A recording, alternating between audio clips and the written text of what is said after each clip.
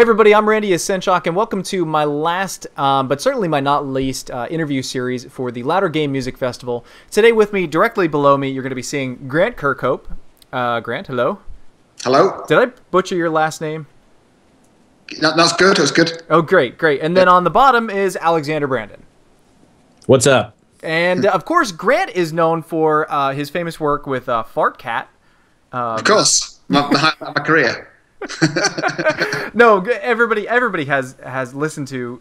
I think you could not have played a video game in the past, I don't know, 20 years and not have heard something by Grant. He's been involved in GoldenEye 007, the Banjo-Kazooie series, Perfect Dark, Kingdoms of Amalur recently, and even more recently, the Castle of Illusion starring Mickey Mouse. And currently, you are working on A Hat in Time, which looks... Yeah, I'm not quite started that yet. Just about to start that. Oh, okay. I was gonna say that looks fantastic. I can't wait to get my hands on that. Yeah, that's cool. Yeah, and then Alex, same thing, same deal goes with him. Just different music. Obviously, you couldn't have played anything in the past 20 years without having heard anything from him. Starting with Tyrion, he moved into Jazz Jackrabbit. He has had more than his fair share of time with the Unreal series, Deus Ex. Let's see, what else here? Neverwinter Nights 2, which I had just learned about today. And then, of course, Dust, he was with Chris Guillen and Dan over with the HyperDucks guys. And then I also learned this one today as well. You did a voiceover part for Elder Scrolls V Skyrim. That's right, for Skyrim. How did you get doing that? I knew you did some voiceover stuff, but I did not know you were in Skyrim at all. Well, that came about mainly through, well, it goes back to Ion Storm when I was working with Warren Spector, Harvey Smith, and the teams there on the Thief games, or the Thief Deadly Shadows and Deus Ex Invisible War, the sequel to the original Deus Ex. And the way that came about was there was myself and another guy, Todd Simmons, who's still here in Austin, and there was a guy that just had graduated from Texas State University. His name was Mark Lampert. Super amazing audio dude. I mean, really good sound designer, really good, he edited dialogue fresh out of the gate, he did amazing stuff. And when he left there, he was invited to join Bethesda as just an audio guy, just wrangling their audio. Yeah. Because Emil, who was one of the lead designers on the Thief series, went over and became a lead designer for Bethesda. So he invited Mark to go over there. Now that he's their audio director, and he called me up and said, hey, we need some vocal parts for Skyrim. Would you be interested? And I'm like, no, I really don't know if I have time. Yeah, what game is that? What series? I've never heard of it before. Yeah, I was pretty excited. That's cool. Pretty awesome. Hey, you guys both started off as being studio guys, and now you're both. I guess you would consider yourself as both working independently or for your own studios, and then just kind of working for projects as they go along. Is that a big change from the way it used to be to now? I guess Alex is doing it a lot longer than I have. I'm probably more recently kind of, doing that thing. So Alex probably can answer that pretty better than I can. Well, as a matter of fact, I mean, Grant, I'm sure you can have, your perspective can be great in that you can, say like, okay, here's some sticker shock I might have gotten with whatever, or, some stuff, lessons learned in the current climate. Particularly in California, I think info there would be great. In my case, I actually started as a freelancer, as producing that Tyrion game, or at least producing it on behalf of the development team, Eclipse Productions, taking it to Epic Games and getting it published. And then after that, I was part of Straylight Productions, which was a freelance team where actually, I believe, correct me if I'm wrong on this, he might kill me if I'm wrong, but I think I'm right. Vert, Jake Kaufman got and I don't know if it was his start or if he started earlier than that, but it was a very early sort of set of gigs for him, working with Tapeworks with Dan Gardape, and I gave him kind of a bad, not bad, but a very critical critique of one of his pieces of music. And then that now, of course, he's one of my heroes. He's just unbelievable as a composer. Yeah, he's blown up. But yeah, he's huge. But the back then Straylight was pretty much freelance. So we got we pretty much had to do the whole pack hunter thing, and that's I was able to snag Epic projects that way. But by the time it came to Ion Storm, I went in-house as their audio director, and I was doing that for about 7 or 8 years, doing in-house stuff until I just started more recently. So I mean, the difference is, at least as far as I can see, if you're lucky enough to get a steady in-house position, great, and be able to, if that's what your goal is, if you're young or whatever, if you have a preference for hopping around and going from place to place, be ready for that to happen, because studios oftentimes will blow up and they'll get millions of dollars of funding, and Grant is very familiar with this. They'll get millions of dollars of funding, and everybody will be all happy, and then, oh my gosh, where'd all the money go? Oh, sorry, we gotta let you go. That's just really how the game industry has worked. It is slowly shifting towards more of an executive production model, the way Hollywood learned about in the 30s, 40s. They learned this lesson, and they got to a point where it doesn't mean that it's necessarily easier, but at least it's a little smarter. And that, like, if you get millions of dollars, you get an executive production team, they contract everything out, and then when the production's done, everybody goes out and does, if they're part of a union, they hook up with another union buddy and do something else. So games are slowly working that way. So it's pretty much like that. Yeah, exactly. So I mean, but going out into freelance, it means, if you're a go-getter and you do a ton of work, not only working on stuff, but working on getting the work, then you can be successful, particularly if you have experience. So luckily for Grant and myself, hopefully, knock on wood, we can continue to do that. Yeah, nearly. Knock on wood and not turn off your desk lamp. Exactly.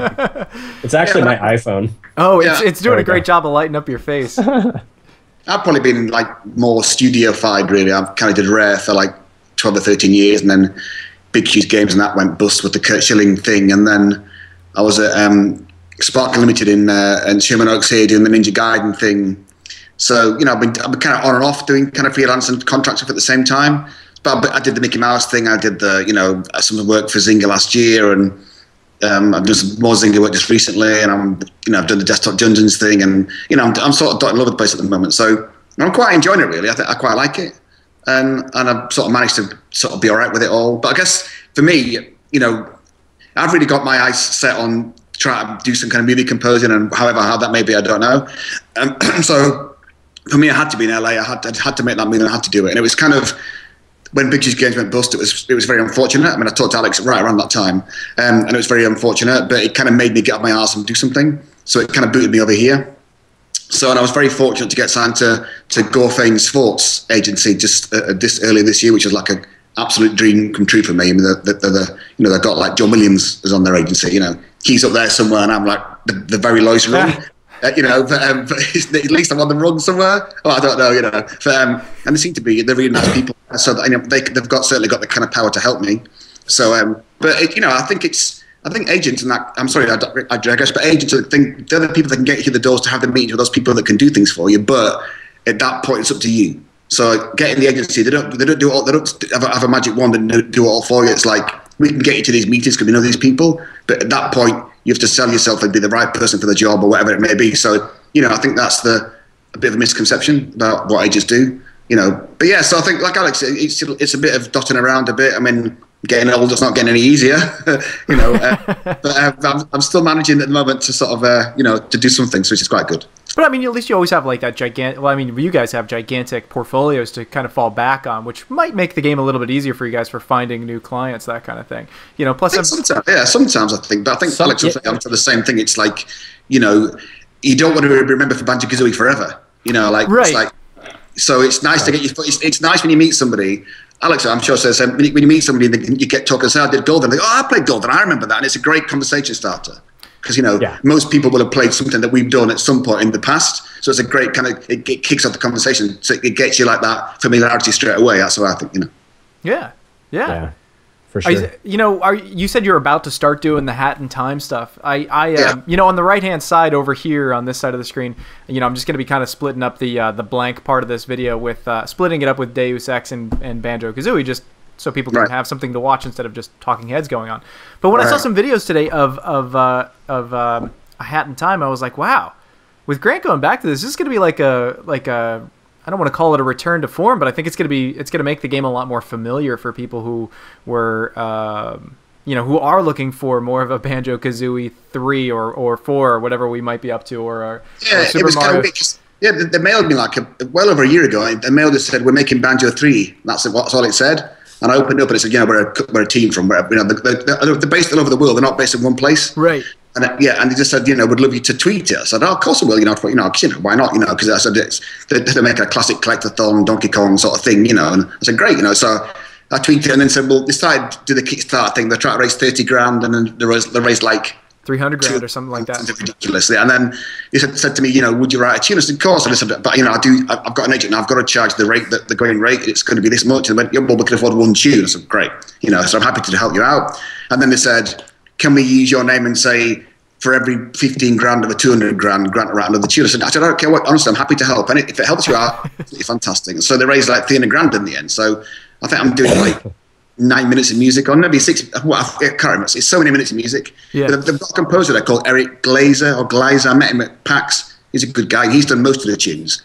I'll be doing like so many minutes worth of music for them. So yeah. But I mean, like I say, it's they really worked really hard and they tried really to make that kind of platform game. So I was honoured that they asked me. Really, So. Yeah, that's really cool. Alex, are you working on anything that you can talk about? Well, the thing that, oddly enough, music-wise, there's some stuff that's super exciting that I can't talk about. Damn it! They're interestingly enough, they're mostly Kickstarter projects. Okay. One of them is a Kickstarter. Actually, most of what I'm working on is Kickstarter, but there's one in particular that just started up last week that hasn't been announced yet, and I haven't gotten like the green light on it, but it's super exciting. There's a couple of other projects that are tablet-based, which may go Steam plus Xbox, which are also super exciting. But the thing that I am working on, or a couple things that I am working on, or the biggest one is Wasteland 2, but it's a sound design project. So like Mark Morgan, super talented, super awesome guy. He's he's just cool. I mean, we talked a little bit when I was working at Obsidian, since he had worked a lot on the early games by the Black Isle Studios team, or at least the Fallout series. And I believe he also did Planescape Torment. So he'll be doing the next Torment Kickstarter game, but we're handling the sound design for those guys. And it's huge. It's an amazingly awesome opportunity. It's great. It's a lot of fun. We have to weigh, rates versus how can we fit X amount of sounds and time and hours and whatever into the budget that you have, because you're not, crazy AAA budget. But what's coming out honestly seems to me, it's hard for me not to call it a AAA game, even though most people wouldn't see it that way. I mean, it really seems like, the original Fallout games, and of course, the original Wasteland, but way beyond that. Even though you take, Fallout 1 and 2, it seems like that really on steroids. There's a ton of cool Unity stuff that they're doing. It's not just one, the perspectives and the ability to zoom and all of the animations and the real-time shadows and, impressive graphical stuff, but also gameplay that is, that is taken from the original games and, made a lot more, expansive in terms of just the interaction with the characters and the story and the progression, and on an RPG perspective, all of that stuff is just, it's just like, it's kind of what made you love it in the first place, just amped up a lot more, and not just more of the same, but more interesting ways of actually playing the game. So that's like probably the biggest project that we're working on right now that's still going. But we've got like a ton of other stuff. I mean, the team that I work with, it's called Funky Rustic, and we do pretty much everything: sound design, voiceover, and music. And so, it's like, going out and trying to, pitch yourself where you can, because I'm kind of, I'm avidly interested in all three of those disciplines. And we have a number of contractors that we bring in as we need them, some local, some not, but mostly local, that assist where we can. So, wow. It's stuff. You talk about the Kickstarter thing, like the gameplay thing. Like, I think that you're so right that I went to the indie part of GBT last year, and I've never done that before. I was just doing the main thing. And like, what I like about the indie guys and all that Kickstarter people is that they take the most important part the most seriously, which is how the game plays. Like, it's, I'm sick of seeing games that like sound great and look great and play like shit, and like so many of these indie games and Kickstarter guys, they do the most important thing first. They make sure the game plays great. It doesn't look great, it doesn't sound great. Well, fair enough, but that is like, it's the most important thing, the fact that the game plays well. And like, so many AAA titles these days have got all the bells and whistles, all the glossy stuff, all the great music, and it just plays crap, and like, it's really annoying. And I love the indie guys. They've got that kind of really hippie-esque mentality of where they all just, we'll all do it together, and, and they get the community involved and all that stuff. It was so refreshing, and it really felt like, I'm sure like Alex feels the same, like it felt like, back in, when I started Rare back then, it was like everyone was like, all bothered about the gameplay and all that stuff, and it was all a big team effort, and I don't know, it felt really refreshing to meet those kind of people. And I was so, like, when I did Desktop Dungeons with Danny Baranowski recently for the guys in South Africa, like it was great to make that game because they were really obsessed. The game is a really good playing game. It's really hard. It's taxing. It's interesting. It's all that stuff just for this little roguelike top-down dungeon thing. But it's so engrossing, you know. I'd rather play that than some massive great thing that's just boring to play, you know. So I think that the Kickstarter indie thing is so refreshing for people like us who've been doing it for a while. It's great, you know.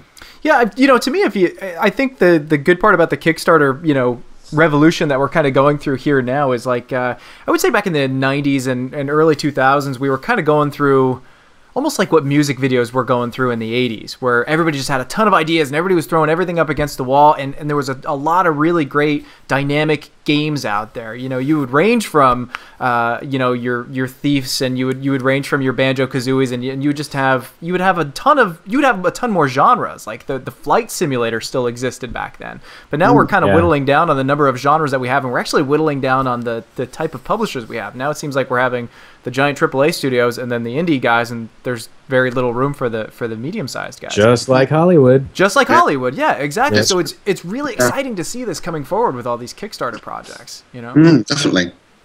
Yeah. All right. Well, hey, are you able to talk at all about the Kingdoms of Amalur debacle, or is that still? Yeah, I can tell you. Yeah. I mean, what do you know? I mean, it just was.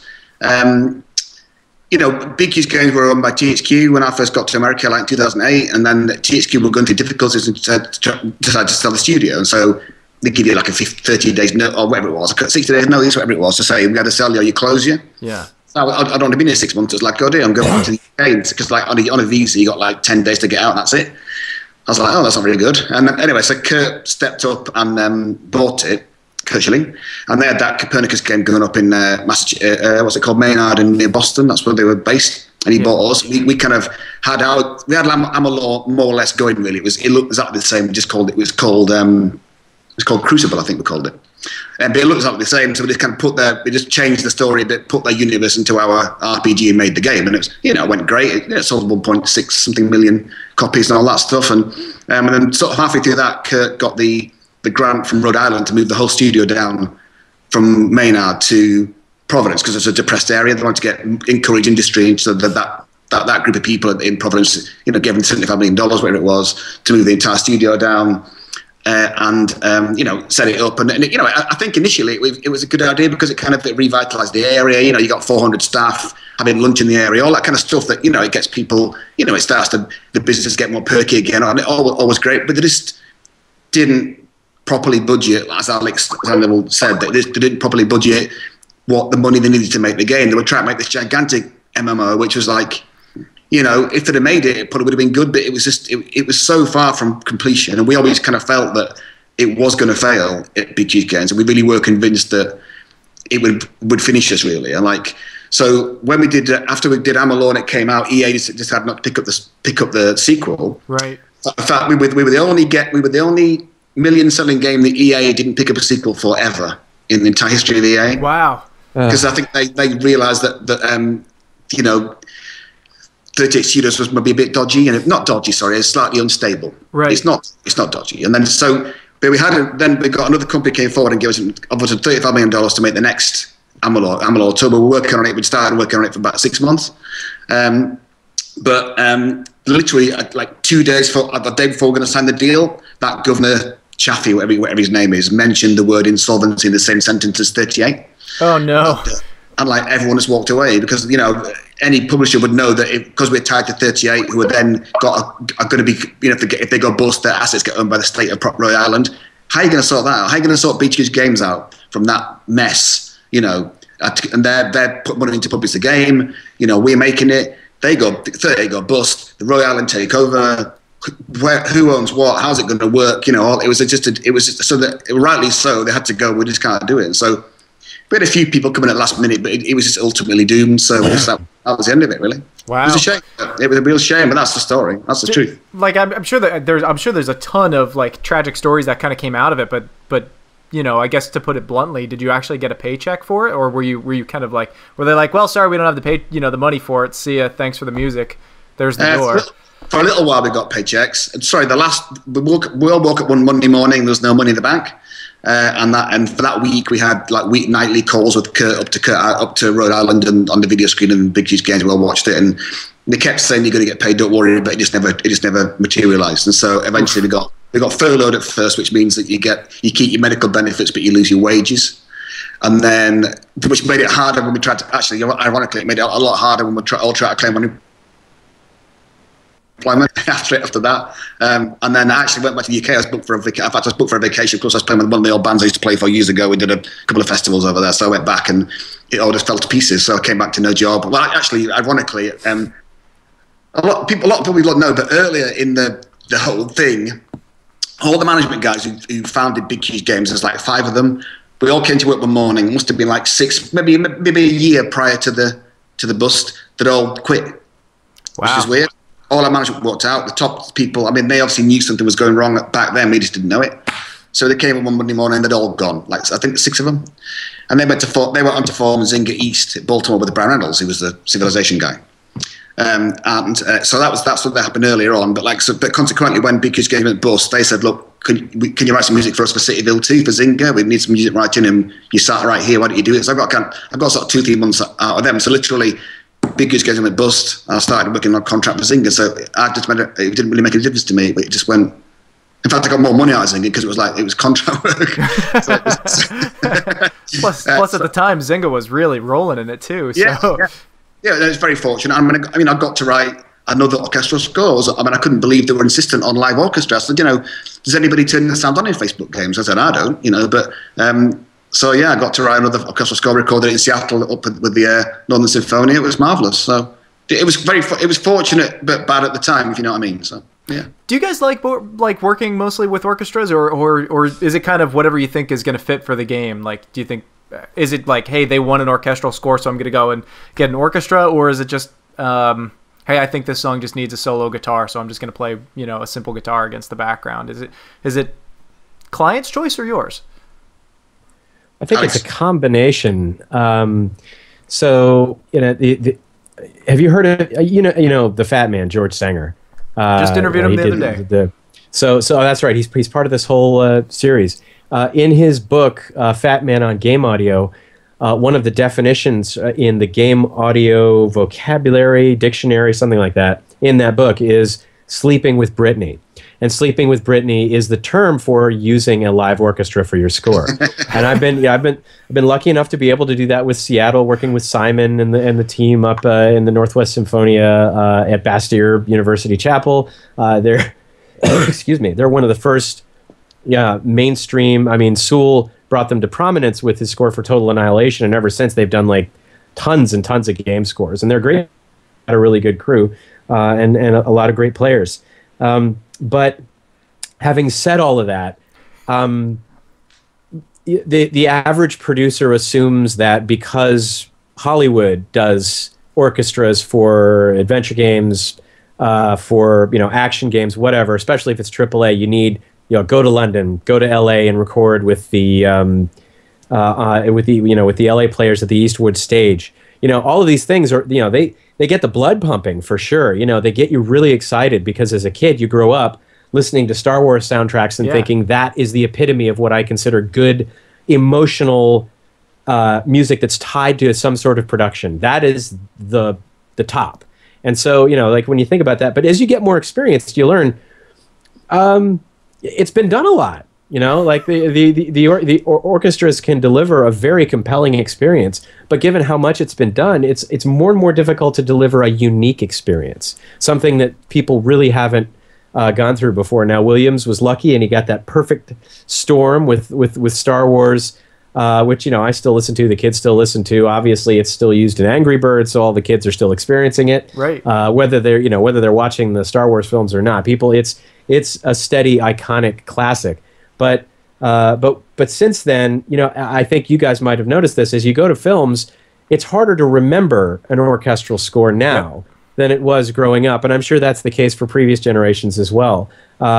People like Zimmer are using various techniques in order to establish a new kind of theme. Like I thought Inception was a really good score, but you can't really hum it. It's just sort of this bolero building process that he uses in order to achieve the level of emotional impact on the group. So sometimes, like for example, one game recently, I was talking to the client and I said, okay, this game screams Trevor Jones' Dark Crystal. Like I am hearing Dark Crystal all over this. Now, Dark Crystal used orchestral plus like a whole bunch of things like Fairlight synthesizers and ethnic instruments and some unusual stuff.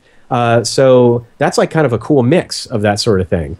But there's other projects that are like all synthesizer. There's other projects that are completely 8-bit in nature, in which people say, oh, this is a cute game, so let's use 8-bit. And I'll just be like, oh, how about we use this one, live instrument over here? Like the Monaco that Austin Wintory did. He used like an out-of-tune sort of player piano from like the 30s in order to do this, fun sort of silent movie style score. So, and Kentucky Route Zero, like they've got like this folksy soundtrack that oh my gosh, it's brilliant. Somehow it just marries perfectly with the game, and it's not what one would consider game music. So you've got a universal palette, but as far as orchestral stuff goes, I really try to think hard about just what will make that a score that works for the game, that sounds like something everybody hasn't exactly heard before. You don't say, okay, let's start with Williams as a reference point. Let's move on and incorporate these other elements to it and see where it can go from there. Yeah, I agree with most of that. I think that but I think it's just like Alex says, it's what's right for the game at the time. So I think that whatever the game happens to want, you just should give it to the game. I think there's no room for that kind of, I write dance music, therefore I'm going to write dance music, and that's going to be the way it is. You have to write what's right for the game. So it's just because it's just obvious. So I think that like I've done orchestra really for the last sort of maybe 5 or 6 things that I've done, but Ninja Gaiden Z that I've been doing, that's completely electronic. It's been a long time since I've done electronic soundtrack, so not since Perfect Dark, probably that's ages ago. So it's been quite fun for me to go back to that and mess around with synthesizers again, which I haven't done for ages, So, but I mean, I like writing the orchestra thing, and I still think that the real big grand Hollywood stuff is still going to want that. I don't think that's going to change. I think that certainly for certain genres like Lord of the Rings or something like that, only really orchestra fits that, in my opinion. Anyway, I'm sure that people think differently, but as I feel like Harry Potter, I couldn't imagine that not being full orchestra. You know what I mean? So I think that, but I think it's horses for courses. I think you do, like Alex says, I think you do. When you talk to clients and stuff, or what you're going to do, you ask them what they want to hear, and talk about what they want to hear, and then you give them what that is. I think that. Like us being sound guys for a while, you soon quickly learn that, there's no point trying to tell them that what you're doing is right if they don't like it. They're just going to hire somebody else. It's like there's a guy right behind you waiting for that job right now. If there's no point telling them, but it's a great chord section and a great tune, can't you hear it? If they can't hear it, you just say, I'll just do it again. There's just no point arguing about it. It's just no point. It's the guys that argue that don't get rehired. It's the guys that go, yes, of course I'll do it again. It's no problem. They're the guys that get rehired. So I think that you just got to give, I think when you're writing stuff for yourself, if you want to go off and write a symphony, great. You can do what you like. But when we are work for hire, we are getting hired by somebody else, and so you offer your advice, and if they don't like it, you do what they want you to do, whatever that may be. And that is the only way to do it. Even the great big A-list composers in Hollywood here, they still do that. They may not talk like it, but I know that they still go, yes, I'll do that, whatever that is. And that's what it is, because unless you are John Williams, there's not too many composers that command that kind of, I'll do what I like. He's been very lucky to be with Spielberg all his life, and it's been great, and he's amazing, but you just have to do that thing that's right, that they want to hear, whatever that is. If it's a symphony of farts, that's what you'll have to do. Right. It's like George Sanger just said. He goes, there's only so many chairs and there's a lot of butts to go in them. So do what you got to do to keep your seat in that, your butt in that chair. Huh. Yeah. How do you guys feel about when people do covers of your work? Is that a surreal experience? Like I was actually just talking with Amanda Lepre, who, Alex, I think she worked with you recently on a project or two, right? Amanda. Well, I mean, she's played with us before in a live setting. Is that what it was? Okay. Oh, I'm sorry. Lauren did a flute part for a Secret of Mana track for the Spectrum of Mana fan album, and so yeah, she played flute on one of the pieces that I was working on. As far as people remixing our stuff, actually, the first person that I remember, a lot of people have been doing that over the years, and I'm always flattered when somebody delivers a track and says, this is based on your piece. It shows passion for what, the stuff that they're listening, and that somehow, what I'm able to eke out on the keys or the ad-lib synthesizer or whatever it was is appreciated. But But Jimmy Henson, Big Giant Circles, happens to be the guy that, like, when he played this Unreal Tournament remix, I was like, wow, this sounds like it could go into a dance club or, just be released on the radio or something like that. And I was blown away. I was like, my God. And of course, he's all humble and like, man, it's not all that good. It's okay, I guess. And I'm just like, dude, give yourself a little more credit. Which I think he slowly does. He's really, got a lot of humility, that one. But it's ever since then, we've collaborated since then, and he's gone on to do Mass Effect and music for Black Ops 2. He works with Jack Wall. Yeah. So yeah, I mean, he fully, as far as I'm concerned, he should be, doing a ton of really big projects with the kind of talent that he has. So like in cases like that, you're just, that when you get respect like that, especially when people end up becoming full-fledged, working composers in their own right on commercial projects. It's pretty cool. Grant, do you remember the first time somebody covered your stuff? And I don't think the first time. I think, but I do get sent, like Alex, tons of stuff. Like people do stuff, and it is really, really absolutely amazing. And nothing more humbling than that. I mean, especially when you think some of the kids probably weren't born when Banjo-Kazooie came out. That scares me when I think about that. I know, that's what makes you feel like stupid. I remember there's a particular school in Canada where the music teacher teaches them Banjo-Kazooie songs, and they sent me the videos of these little kids, they're probably 7 to 10 years old, and they play the pause music from the first Banjo game. So seriously, literally the tears are coming down my cheeks, and it's Alex, when you got kids of your own, and you see little kids like that playing stuff, it's it is nothing more humbling, and it's the purest thing in the world, because they don't care about what's cool, or they don't give a shit. They just want to. They just the little kids playing the big double bass and all. It's so heartwarming, and people. I always say for any artist of any persuasion, be it like a composer or a writer or a photographer, for anybody, for one single person in the world to like something that you've done that is just off the scale amazing. Yeah. Never mind a few people, just for one person to think you've done something, there's nothing. It is absolutely incredible. I'm always amazed by it. No doubt about it.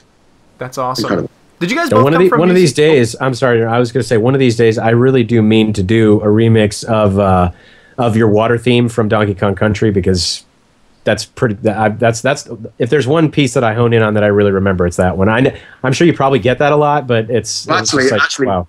I have to say that wasn't me, actually. Oh, you did. You already told me that. You know what? We met at here. I am embarrassing myself again. Didn't we meet? We met at MagFest, and I told you that, and you said that wasn't actually. That's like me complimenting Spencer Nielsen on his Echo 8-bit or 16-bit score, and he didn't actually write that stuff. So yeah, my bad. I like the whole score. Don't get me wrong. No, I did DK64. It was Dave Wise did the 3 ones on the SNES. That's right. Right. Dave. Okay. Dave. I agree. I think that water theme is Dave's absolute. It was so fantastic, and it suited the level so well. It's one of those pieces that I think anybody who played DKC on the SNES never forgets that tune. It was so fantastic, and Dave's a good guy. It was really good. So yeah, Randy, you had another question. Oh, I have two now. When was the first time you guys met? Did you guys meet for the first time? Don't worry. It's not my show anyways. No, when was the first time you guys met? Did you guys meet at that MagFest? I think it was 4 years ago, 5 years ago? Yeah, I think it was, wasn't it? I think so, yeah. Yeah, around then. Yeah. The other question that I was going to ask earlier, I know Alex has a family, but did you guys come from musical families? And Alex, I guess that kind of goes into a sub-question for you. Are your kids interested in music at all, or is it, is this going to skip a generation with them? Well, my mom was very musical. My dad has has a couple musical bones, but he's mostly not. He doesn't have that much in the way of rhythm. But my mom was always playing piano and singing, and I take piano lessons, take singing lessons. As far as my kids go, they really like music overall. And then some of them are showing, particularly my middle son Connor, he's 7, and I was playing. Grant, are you familiar with the band Frost? You know what? I think I am. Okay, so Randy, do you know who Frost is by any chance? Okay, yeah, just to plug them. Jem Godfrey is a producer in the UK who does stuff for Atomic Kitten, which is more. No, I do know. Yes, I do. Yes. Yeah. So they're more famous, I believe, over there than they are here. But they had some big hits that he produced, and he has his own progressive band, which people are comparing to Dream Theater. I mean, they're really, really mind-blowingly good. I don't want to pump him up too much, but they are amazing. And he's a really good writer. So he used to, and I'm going to send an assassin over to kill him for this, but he took all of these videos. Well, he used to have videos on YouTube like cataloging everything, like the writing process, hanging out with the band, going to shows, all of that stuff was on YouTube. Like he would film and edit this stuff into these funny little videos, and he took all of that off like a couple months ago. But in one of the videos, he's hanging out with the guitarist John Mitchell at at John's house, and he's sitting there with his face, he's facing the piano with his top hat on, and they're playing and singing along to "Ordinary World" by Duran Duran. And that was the first time Connor, my middle son, he's 7 years old, heard Duran Duran, and he said, "I want to play that." I was like, oh my gosh, well, you could do a lot worse. Okay, come over here.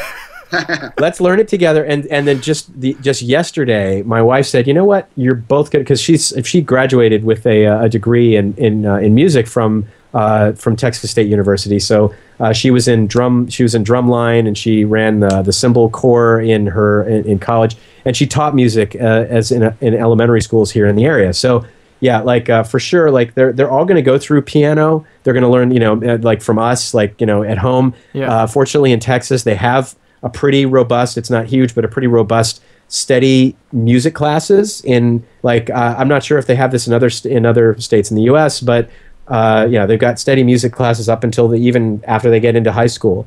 So they're going to be given that opportunity. As to which one is really going to latch on and pursue it is something else. I guess yeah. Like my mother was she was a dancer on the stage in Edinburgh in the music halls. Wow. She did that. My dad was like, he wasn't musical, but he was a massive music fan, like Frank Sinatra and big bands. So that was my kind of big thing when I was a kid. But I mean, my kids, I have to say, I've got a son 10 and a daughter 7. I'm convinced that my son's tone deaf. I don't think he can. I don't think he can sing. Honestly, truly, I'm sort of, Alex, you know, but I'm sort of, I'm secretly pleased that he's not musical, because before I got a job at Rare, I just played in rock bands. I left university after my music degree and just played in rock bands for like 11 years till I was 33. And that's the way I made money, covers bands and just crap things. Some things did well, some things did shite. So, and I think a lot of my friends in the UK that I played with back in those bands are still doing that right now. So I was so lucky to get, it's so hard to get a job. I just fell into Rare by complete accident.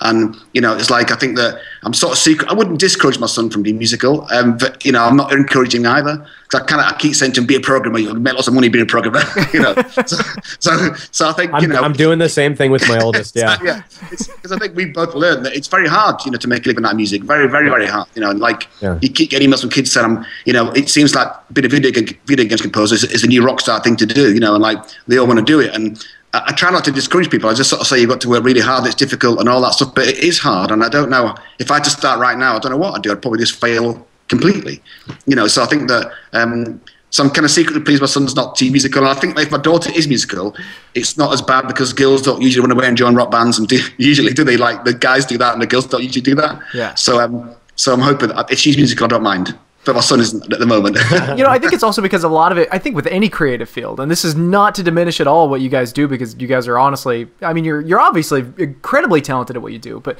with any creative field, that there's a fair amount of luck involved in it too, as to whether or not you actually land a paying gig. And then if you land a high paying gig, then you're even luckier. Because I can tell you right now, doing design work, I can tell you I know people who are more talented designers than I am, but they don't have a design job, or they might not have as high of a paying design job, and it's kind of criminal when you see that kind of thing happen.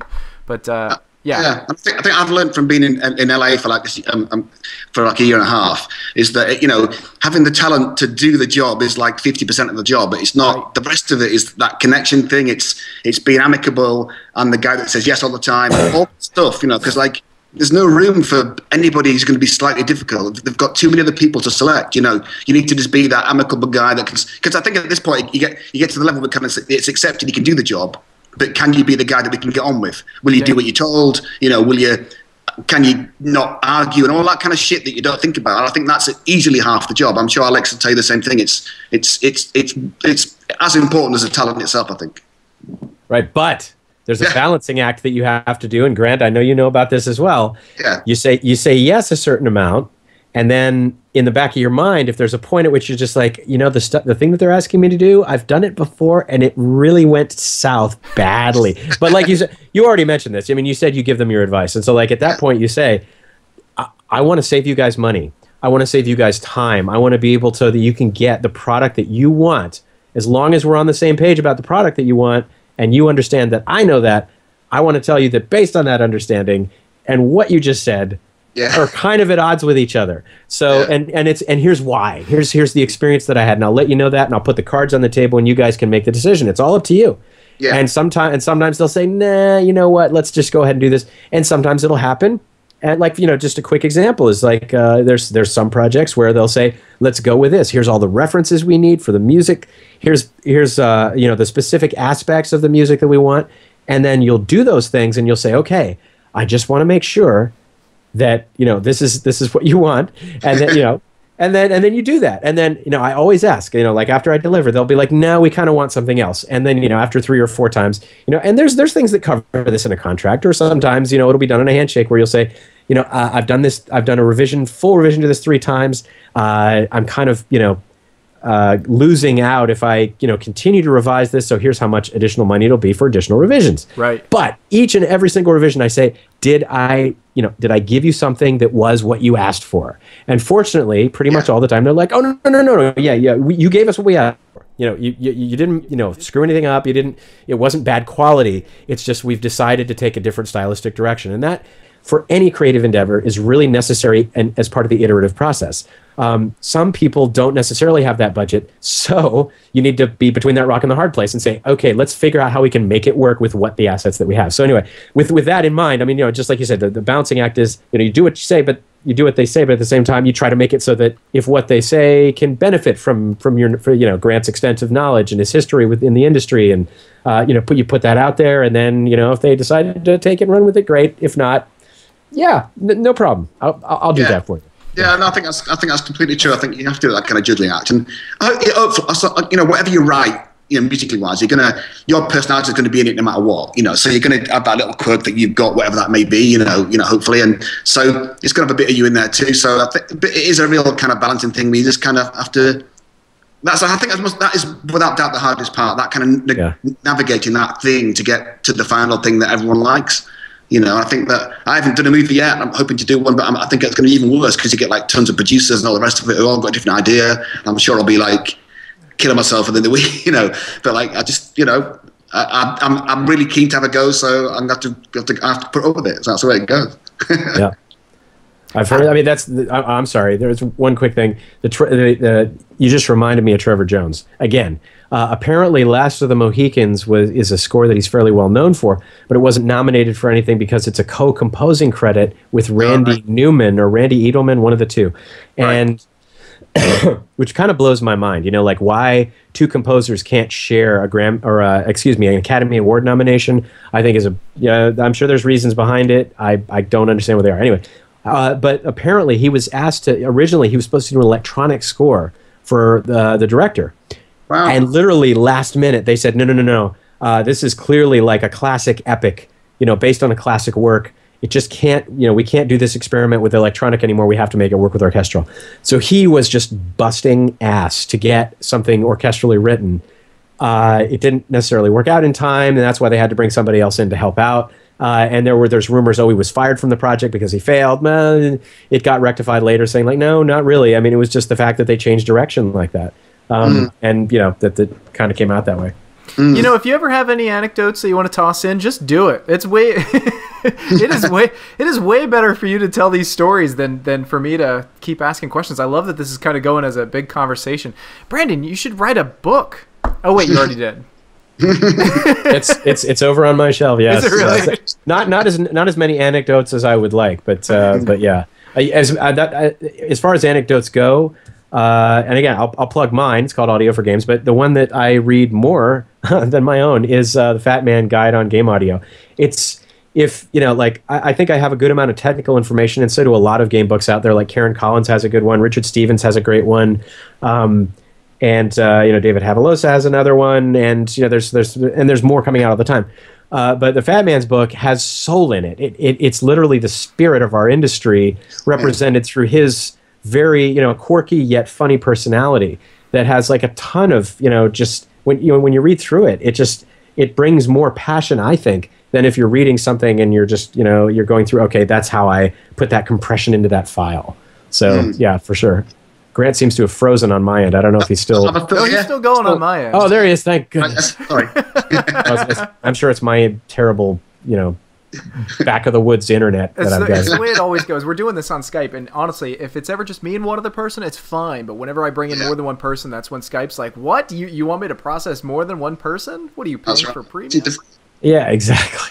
No, I think that, the games order is always changing and stuff, and I don't know. It's hard. It's just it's a battle. It's never going to be easy, and because you're always dealing with with a games director or whatever it may be that just has another idea that it's always going to change, and it's what do you do? I remember I was doing DK64 and it was a lava level that they wanted the obligatory lava level, and I went to the design guy and he said to me, yeah, I'm thinking that something like Firestarter would be great for this. I was going, how the fuck can you have Firestarter in a nice calm lava level? You want this really banging track, you just go, for God's sake, at that point you have to kind of say, yeah, and just do something else, because it's a worst idea. But you always come up against that thing that you just kind of go, oh God, here we go again. It's some arsehole that wants to do something that's not going to work. Because I think as the more experienced you become, you kind of you see the pitfalls coming a mile in advance. You can see what they're heading for, and you know that they're going to fall in that pitfall. It's going to be a pain in the ass for you to change it all. And you feel like, say, look, tell you what, let's not do the pitfall bit. Let's just do this, because I'm telling you how it's going to be, and they still won't believe you half the time. And that's hard to kind of come to grips with. You just have to go, all right, we're going to do the pitfall first, and then we're going to change our minds. And and you end up being the guy that's negative all the time, and because you've done it a million times, But I don't know. You just have to do it, I suppose, and say, all right, let's do the pitfall. Here's an idea. Do it. Say, I'll do Firestarter for you. Here you go. And you make just such a terrible version of the song. Not necessarily poorly produced, but just something that you really push it into that angle of oh God, this is just it's just like sandpaper being like curled up and shoved into my eardrums. So yeah, I mean that and you just be like, well, that is what you asked for. But do it at just a fine level that it doesn't seem like you're throwing it. Exactly. You got to play that game, but it's fun to do it that way. You just be like, okay, I'll really distort this hi-hat here, and I'll pump it up and. Do you guys, Alex? I picked up one of your albums when we met at MagFest 4 years ago or whatever that was. Do you still record your own stuff on the side? I do. I'm working on one right now that's a compilation, or it's a collaboration album. Sorry, not a compilation. Yeah. And it's called Just Fun, and it's going to be out. Hopefully, I'm going to do a Kickstarter on it. Why I'm going to do a Kickstarter, I'll get to in a second. The people that are contributing to it are Danny B, and Vert, and Jimmy Hinson, Big Giant Circles, Andrew and Jillian Aversa, Jameson Sutton, Brian Rudge, who I used to write music with way back in the day. I mean, he contributed one song to the Deus Ex score as well. A couple of remixes of Andrew Sega songs, aka Necros, back from the mod scene a long time ago, is going to be on there. Let's see, Eric Peabody is a contributor on there. Excuse me. Oh, geez. Stemmage. Grant Henry is also features on the album. So there's a ton of people, and it's a lot more work. And given that the songs are turning out really well, I think so far. But the thing that I'm doing a Kickstarter for is all the people are collaborating just right now out of the goodness of their hearts. They're saying I just want to, it's just fun. It's just fun. And it's good to be able to do this. But it's gone from sort of let's just do this off the cuff and it's going to be a fun experience. But I'm actually going to try to get this sold at a larger level. And on that note, I want to actually pay everyone that collaborated something. So I want to provide monetary compensation for the people that put their time and their effort in. So that's number one. And number two is I always mix and master my own albums. And I'm not saying that I'm terrible at it. But I have really seen a difference. And Grant, I think you might notice this as well. Like, there's a big difference between. Really balanced it. Yeah. Yeah, I mean, like, there's such a difference between the stuff, like when I hand it to an engineer, and between when I do that stuff myself. And Jack Wall put it in a really good way. He said, "Look, I focus on what I am passionate about, what I consider myself good at, and that's writing music, integrating it. Sorry, mixing, mastering. Sorry, orchestrating. I'm sure he can, and I'm sure he can. He does conduct and does all that stuff. But he's like, I focus on the music writing. And I'm just like, you're right. If you can't mix and master your own stuff, it's not, a reflection on you as being a bad audio guy. It's literally, like it's two very different skill sets. So part of the Kickstarter is really devoted towards a professional mixing and mastering job. So that's supposed to be out in early February. Awesome. Yeah, I think that's really true. Because I think that there's a reason that there's a mixing and there's a reason why there's composers, because mix engineer guys are really, really fantastic at doing all the knobs and all the stuff, and that's exactly. It is hard for me for like musicians nowadays, because everyone expects you just to write it, mix it, master it, all the rest of it. Everyone does an average job, and I can do all right, but I'm not great at it by any means. And there's a reason why you get guys that just do mixing, because they're absolutely fantastic at it. Right. And, you just can't be jack of all trades, and you can do your best, but at some point you've got to get your hand in your pocket and pay somebody else, haven't you, to get the best results. So I think that it is hard. That is, I think, and accepting that's hard too. You kind of, like you say, you do think, oh God, I'm such a terrible bloody musician. I can't mix this bloody piece. Just get you down. But I think that you have to accept that you can't be great at everything. It's not possible. Right. Yeah. You can't be great at one thing sometimes, for God's sake. So. That's true. Grant, what about you? Do you play any stuff on the side? Like, are you secretly like a folk musician at night? Like on Wednesday nights, you head to your bar? Yeah. Funny enough, I am thinking about doing something with Danny, because because I just did Desktop Dungeons with Danny, and we got on great meeting him. So we're talking about maybe doing something like that. I don't know if it'll come to anything, but we're thinking about it. Yeah. Danny wants to go on tour and do all the rest of it, like be rock and roll, play drums and go, So I don't know if I'm quite young enough to do that anymore.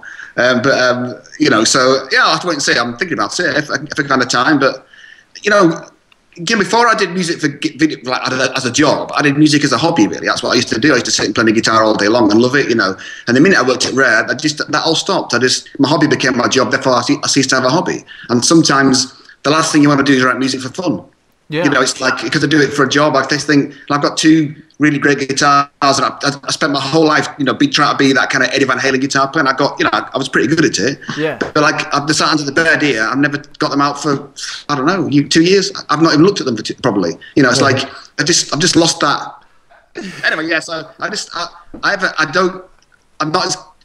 of the word. I haven't got the interest at the moment to do it just for fun really. I just haven't got that. It's kind of gone out of me a little bit. What do you do for fun?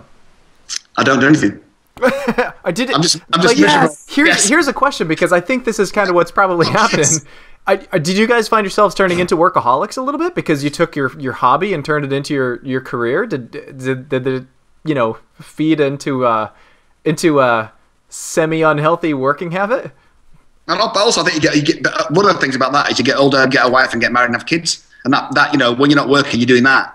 You're doing that kid. You're playing with the kids or whatever it may be, or taking them to sports or whatever it may. You lose that thing that bit of time you used to have to yourself. Right.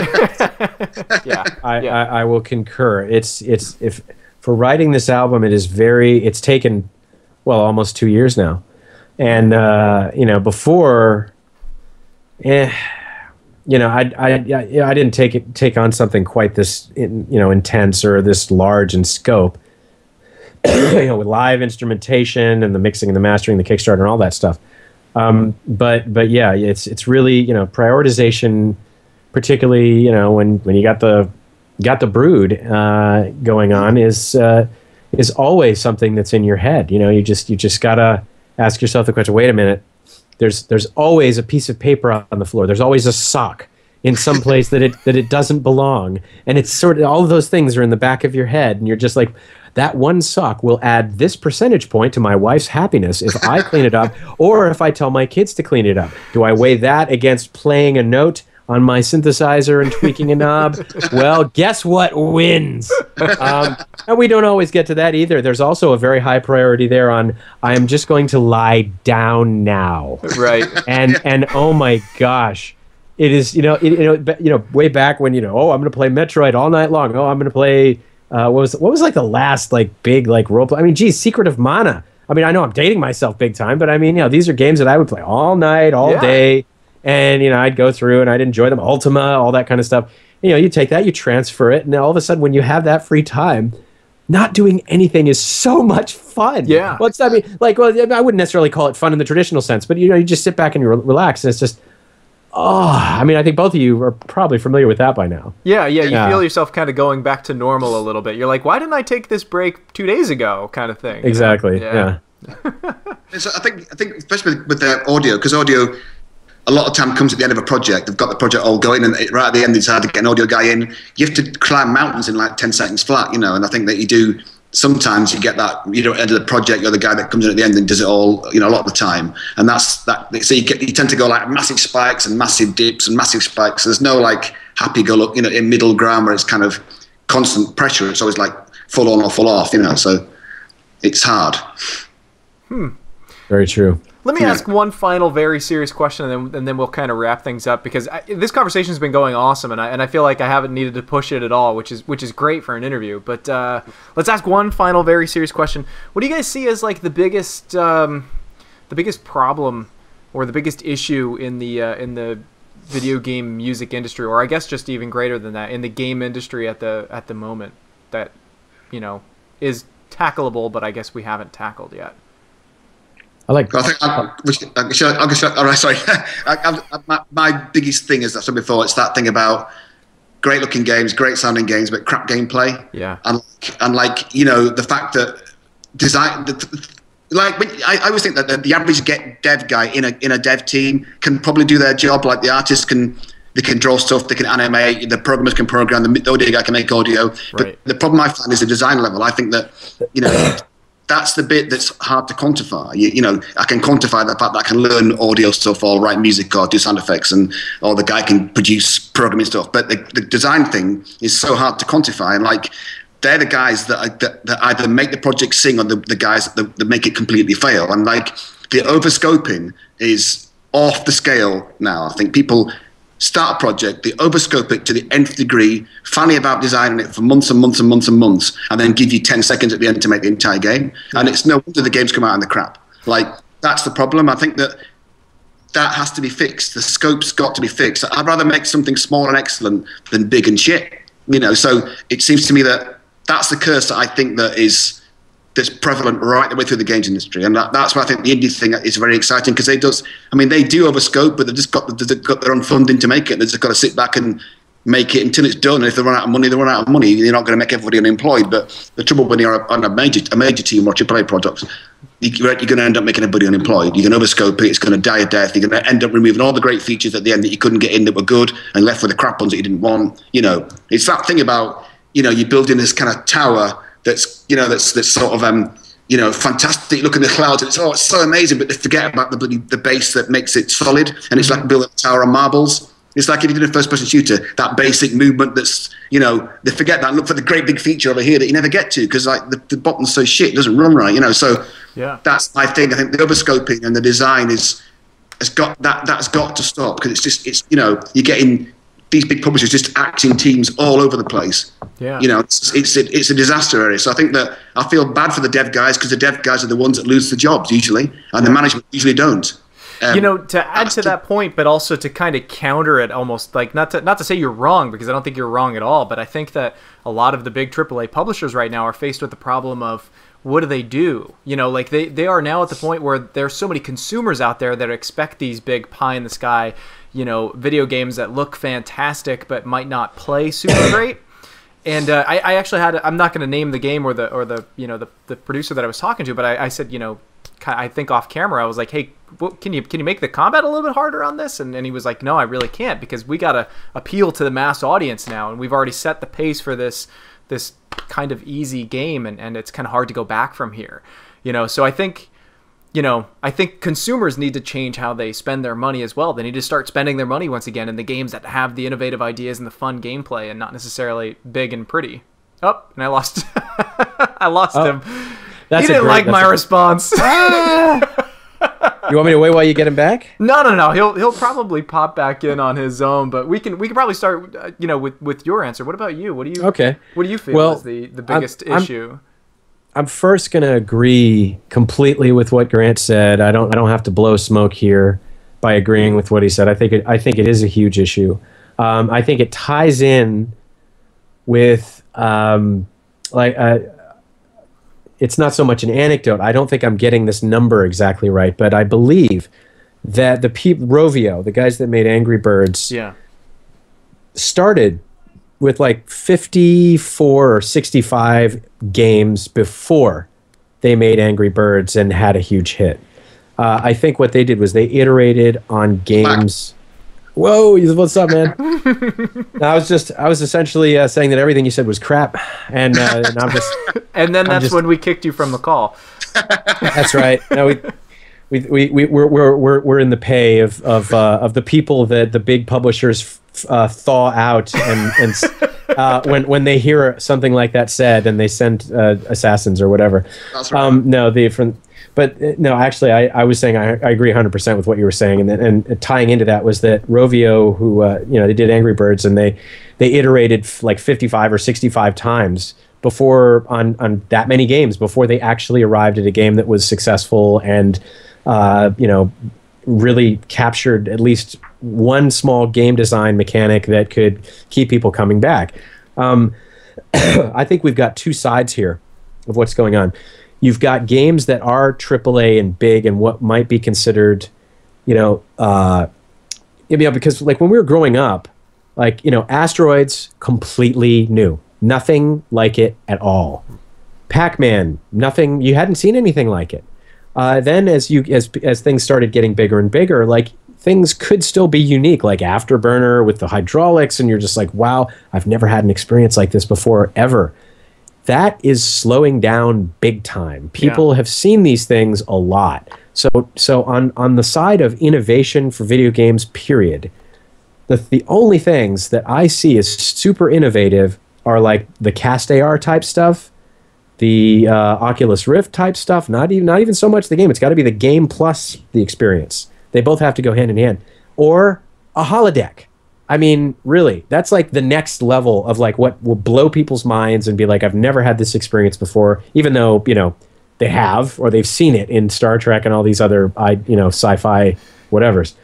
But on the other side, there's the simple stuff in which you have a couple of Pong type things on the screen, and you have to figure out how to make that fun. And Grant, like what you were saying, the independent community has risen up, has tapped out their credit cards, has started Kickstarter campaigns. They're saying, I don't have the tools that these giant companies do. But then again, when these people started in the 80s, neither did they. Right. They had a 300 baud connection that was going into a keyboard that one person in the entire 4 or 5 person development team could use at a time. And you'd have to write code in order to make it work, no matter who you were, a musician, artist, or whatever. So there's people that still have that passion, and there's more of them now. So there's more competitive situation. The thing that I was going to add to what Grant was talking about is how many more people are really trying to make a living at what we're doing. And Grant, I think I speak for both of us when I say we are thankful every single day, without question, to be doing with what we're doing. I mean, thankful beyond measure to have this kind of ability to do the thing that we really enjoy doing and make a living at it. I mean, that is rarer and rarer all the time. So I'm sure that both of us put a certain amount back into trying to help or give advice to people that want to get in and do whatever it is that they want to do. But there's also this sense of, geez, there's a lot of competition for me. And I know maybe I'm helping my competition, but whatever. There's people just like I was. I want them to have a better life and whatever, to be able to make it. So, the ability for the market to, I don't know what's called saturated. I don't, I haven't studied the economics and the societal impact of this, but it is a bit worrisome to me that companies with the same idea of we will hire and fire are still saying like, okay, let's put a bunch of kids through school and let's put them out into the marketplace, and will they have a job? Well, I really don't know. So one thing that I'm trying to tell people about is, simple stuff like, don't rely on your resume, get out there and network, go on forums, go join groups, join Game Audio Network Guild, join OC Remix, just go and network with the people that are your heroes if you can, and, try to at least make these, kind of personal relationships, because those are what turn into opportunities. So anyway, putting things like that out there are things that I think will temper a little bit of, people being realistic about their ability to succeed. But I think both of those are ships to steer going forward. But I'd say they're probably the biggest ones. Cool. Yeah, I mean, I think that I always use. I mean, we both know Danny Baranowski, and I always use Danny as a good example. Like, he was just a kid. He wanted to be in video games and write music, and he was worked in Lowe's and all the usual stuff that he used to do, and Walmart, and all the rest of it. And slowly. I mean, his big thing was to get a track on OC Remix, and I think his first track was a mix of a Perfect Dark tune of mine, I think that he got on Remix first of all. But that got him started, and he got Cannibal, and he's a classic guy that just wouldn't take no for an answer, and just kept, hacking away, because it is really, really hard. But if you don't keep at it and give up, you're never going to get there. Like, so it is. As hard as it is, I've got this little fridge magic on the thing. It just says from Winston Churchill. It just says never, never, never give up. It says when they said in the Second World War. But it is true, because it's the people that just will not give up are the ones that maybe will get there in the end. And I think that I feel like right now I'm just determined to never give up. If I die trying, maybe but I just think that if you don't give it your all, like I'm thinking now, for me to move to LA and try to do the movie thing, I thought it'd be great to be in movies, but I thought I'm never going to get there. But if I don't really give it my absolute best, then I'm never going to be happy about it. I'm going to go, I didn't really try, and and it may all still end in a complete disaster, but at least I can say I'll give it my all. When I talk to kids that talk to me about being composers, I say, well, look at the indie scene. There's tons of guys out there making games now who want audio. Do it for nothing, do it for free, offer them to do a few tunes, and someone else might hear it and get it for the next game, like Danny did, and all that stuff. It's like, so I think that it is, you've really got to push yourself and get out there and do it, like Alex says, all the forum stuff, meet people, go to the GDC if you can afford it, go to that stuff, and just, it's surprising who you bump into and go, oh, I can do that. Oh, can you? Well, let's get together. And it has to be like that, because you're never going to get in at the top level. It's because it's far too difficult. You've got to try and work your way up and just produce. It's the people that consistently produce good work that will get there. It's that kind of thing where you just think, you just got to keep producing good stuff. And the more you do, however small it may be, it's that one person that hears it and goes, my God, I like that. Who did that? You never know who it could be. The fact that I've done some Facebook games and they have millions of players, you never know who could hear that, do you? Or in a mobile game. So I think you just have to be prepared to do as much as you possibly can. You have to work harder, work longer, work faster, all that stuff than the next guy. That's not Alex is the same. I know he does that too. You'd have to do all that stuff to try to have a chance even. Yeah, I know I'm on a Trevor Jones kick, but you guys have seen the movie Excalibur by John Boorman? Yeah. Okay, so it's a lot of overacting in it, and a lot of it's very silly. But when we were kids, it was kind of big. I mean, it used Carmina Burana for the first time.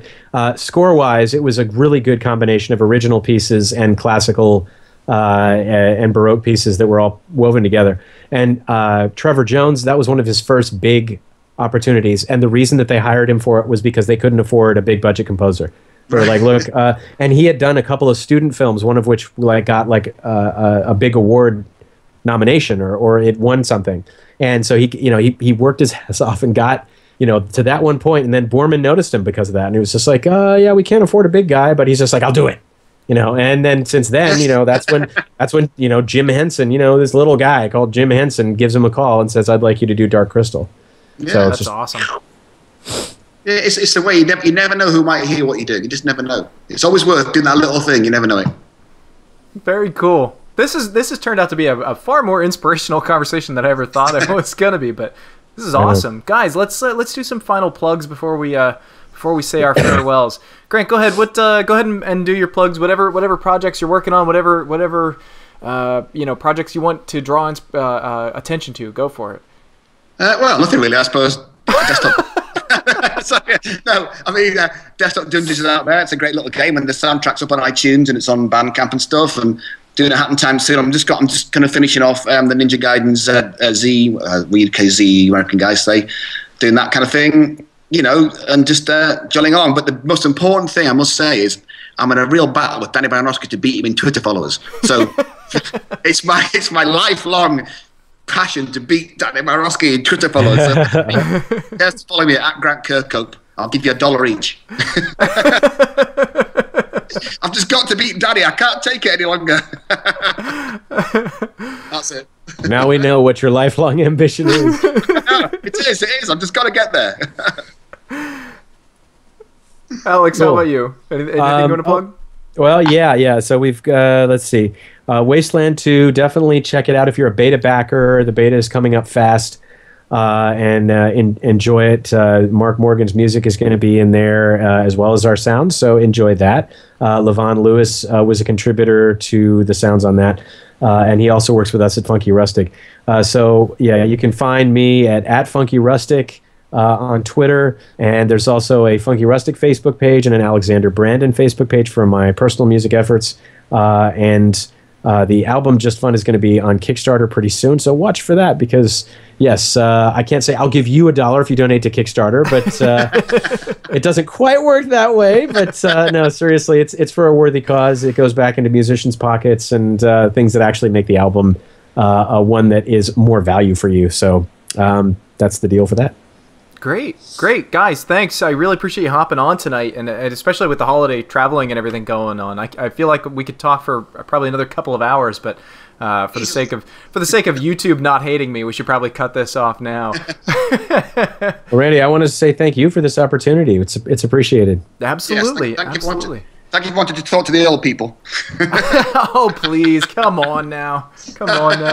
Hey, because of this, I got to dust off Deus Ex and Banjo-Kazooie for like the first time in like 10 years or something, and I realized I am terrible at old games anymore. Like, the current games have made me so bad at old games that actually have challenge. People are going to be watching and be like, this guy really sucks at Banjo-Kazooie. He can't even get past the training missions. It's not as easy as it looks. I remember that game. Anyway, thanks for joining me. This has been Randy for ElderGeek.com. We're for the Loudr 2013 Game Music Festival. Have a good night, everybody. Okay. See you later. Bye-bye. Bye, gents.